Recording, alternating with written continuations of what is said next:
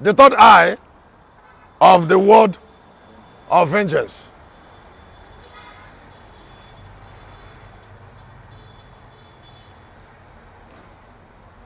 There's a difference between third eye of vision and third eye of the word. There's a difference between somebody who is building his life around vision and somebody who is building his life around a word of grace. A word of grace. A word of a particular grace. When I am talking about word of vengeance, I am talking about word of a particular grace.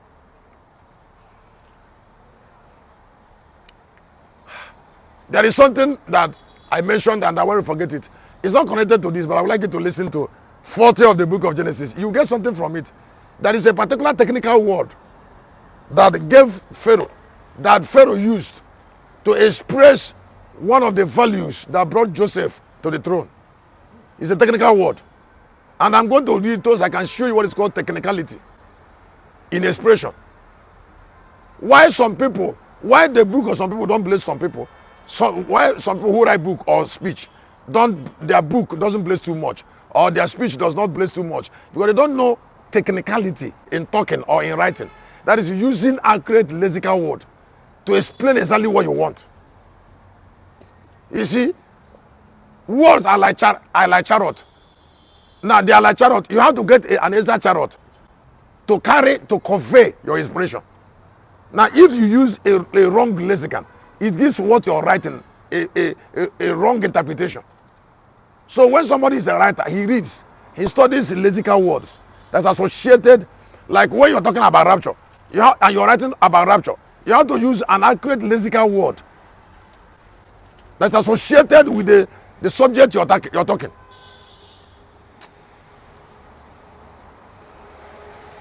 I don't know why somebody is hearing me.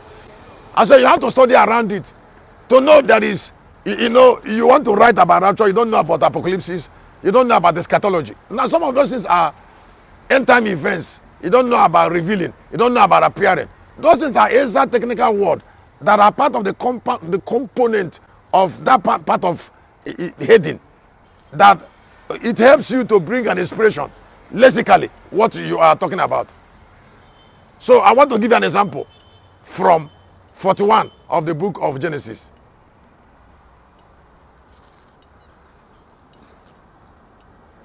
Verse 41 verse number 30, verse number 38 and 39. I will bring it out quickly, then I will leave it. And Pharaoh said unto his servants, yes, can we find such a one as this is, a man in whom the Spirit of God is? That is lexical, that is direct, that is hitting to the point. Number 39, he says, and Pharaoh said to Joseph, as much as thou have shown this, as much as God has showed thee all this, there is none so discreet and wise as thou art. Now when the Bible said there is nobody as discreet, the word discreet means you have ability to choose, to be unique, ability to be what? To choose, ability to be unique, ability to form yourself the way you should be. You are discreet. You understand separation. That's discretion. You know what is be. You know what it takes to be unique. That's discretion. And then I want to show you something about Jesus in 24:27 of the book of Luke. Let me continue with that, because that is what is called the eyes. You cannot be shadowing and still want to be great. You cannot function in the part of you. Everything look blur in your eyes. There are some people I know. Since I know them, there is nothing. There is no positive uniqueness around them that is sharp. I said there is no what? There is no positive uniqueness in them that is very sharp. What is sharp in them is negative contentions. Every day they could do something like this. They keep on telling you forgive them. I say you are getting rotten. You're writing down. We are forgiving you, but you're making statements. Excuse me, somebody might not kill you, but he doesn't need you.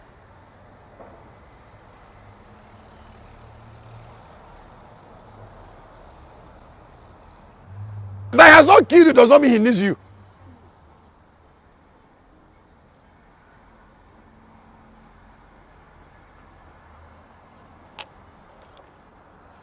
Now, when somebody is explaining something, you should be able to know what is called technicality, because that is what advances your value. Excuse me, when it is 7:30, like I said, I will not be replaced. Have I not done much already? Huh? Yes, sir. You told me you're a prophet. You look at me and tell you're a prophet, and there's something wonderful. I don't know the difference between Kumi and any other man on earth. Does he need to sit down here before I know it?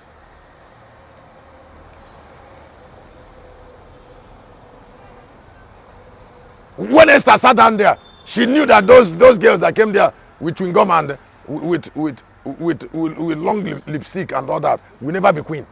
She knew it. Now, excuse me, sometimes one of us will be laughing for something you should think. Esther knew that if throne has standard, if the throne of Shushan has the life of Babylon, the life of the land, that some girls will never be queen. You came from nowhere, you want to be queen. You want to be part of something that is loud and attract respect, and then you want to be anyhow. How? Nature commands people to fall into where they fit. That's why you don't excuse me, a king must not honor a throne by loving a girl. You love worthiness. All kings love worthiness. They don't, not emotion.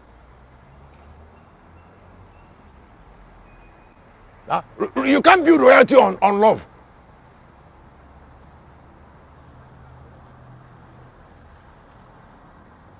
And then someone said, hey, our family has not been blessed by God. I said, the way you're living, are you living like somebody who wants to bring blessing? That's not there.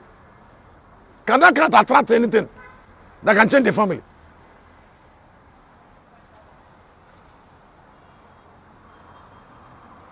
Now, if you look at 24:27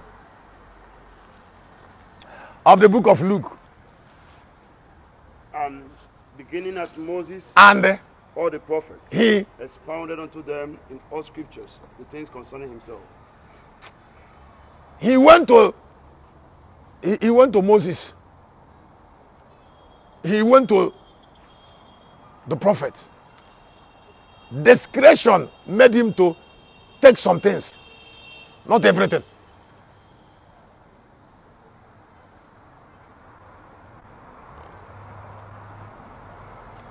Look at Igbos now. They said, we are doing importation. You look at somebody who is doing importation. You look at somebody who is doing. You look at somebody. Excuse me. Don't you know that light affects somebody's face? Where I know an illiteracy by looking at him. I look at his face. Every illiterate, every idiot wears idiotism on his face.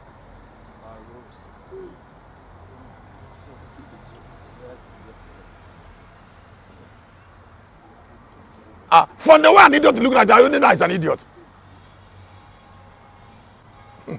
Excuse me. Is there any place they teach people in the market how men walk? How men count their steps? There are some places you find yourself. In that place you find yourself, we command you to know how to walk.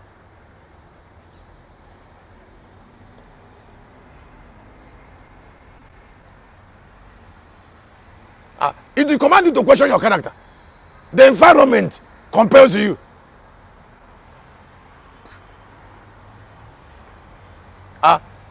When Mirabe told me something one day when she came from UK, she told me that in school,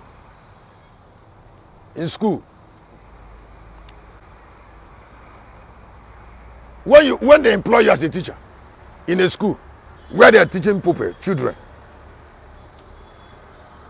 she said they will not tell you that you should not wear expensive clothes or change clothes there. They will not tell you when they employ you. They will. No, they will not tell you. He said when they employ you and you come there and you keep on coming to that school and you keep on looking at teachers, you see how they are behaving and you conform. So she said it's an abomination for teachers to dress expensively to British schools so they will not corrupt children. Let's sit down. And I was touched.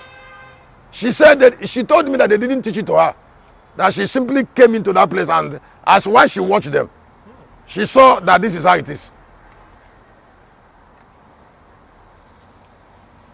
You're teaching in a girls' school, and every day you wear one big earring. You make your hair like this. And you're teaching young girls. You're not only teaching them, they are looking at your lifestyle. And British people will not allow you to corrupt them.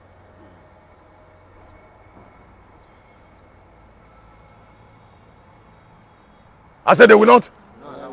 No, they will not allow you. They will not allow you to dress anyhow you want and come to the class.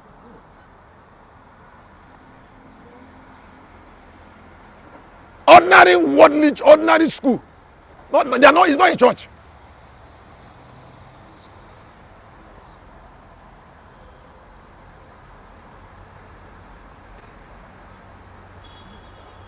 They don't. When they employ teacher, they don't call them on meeting. When you come into that system, you look at that place and know that that's how it is.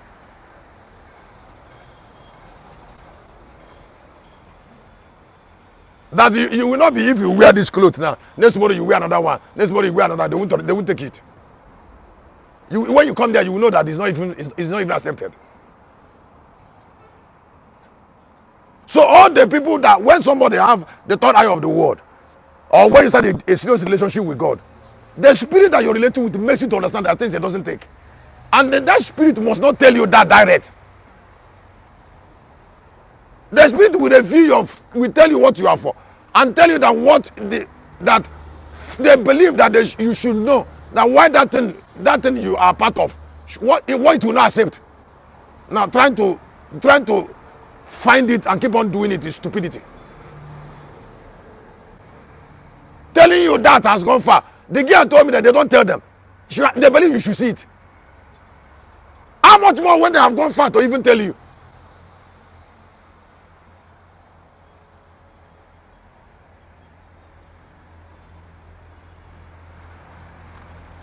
Pharaoh said to Joseph, your discretion is why you should be a prime minister.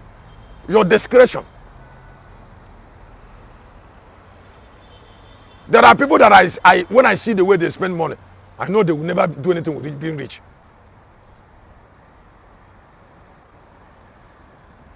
You see, because God is not going to make you rich by giving you the whole money in the world. No, it's not how to make people rich. He will not give you the whole money in the world to make you rich. So the beginning of riches is that you must learn to save what you have. So that principle of saving should overtake you first. I don't know what someone. Am I saying something to someone? I said should. Overtake you first. Yes.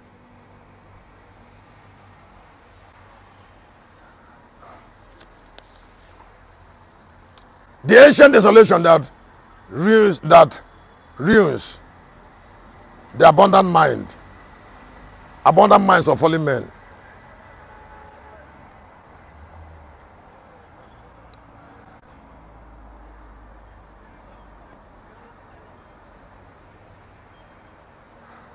The ancient desolation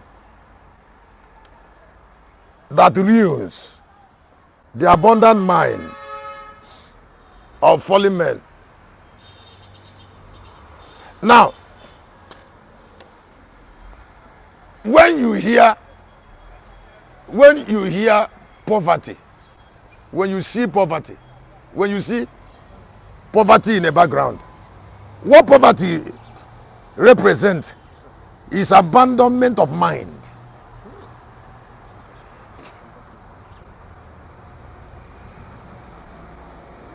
I said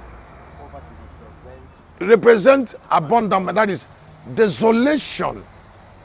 There's ruins in the human mind.